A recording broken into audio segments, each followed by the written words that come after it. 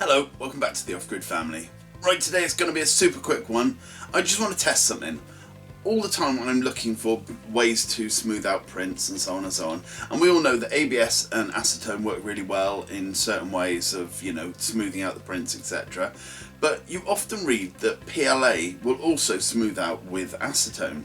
And then you'll read other things that say that it definitely won't. And there's like 50% of each saying yes it definitely will, no it definitely won't. So today I decided to try it, and all I'm going to do is chuck some old prints in some acetone and see what happens. Let's get on. I've got a disc of PLA, a very, very thin disc of PLA, and a little bit of just like filament on its own. Right, let me just chuck a few bits in there. Basically, as I've ranted already, I'm just sick of some people saying PLA does, acetone does stuff up to PLA, and other people who say it doesn't do a thing. So, see what happens. Right.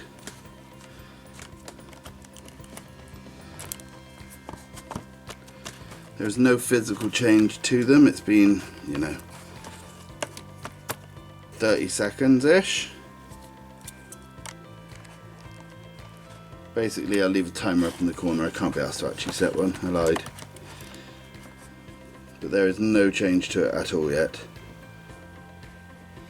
Right, another amount of time has gone past. There's still no change to it whatsoever.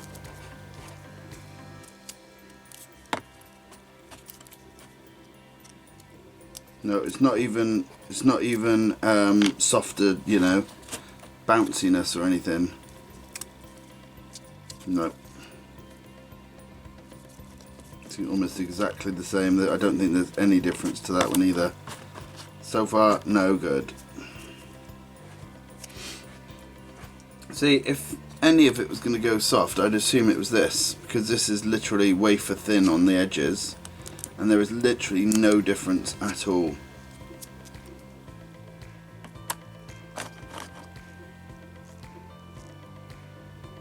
Right, I'm going to set an alarm for about half an hour. We'll see where we are then. Okay, it's been half an hour. Ooh. That is definitely a little bit softer. Not by much. And there's still obviously, there's no difference as far as I can tell to the thicker stuff.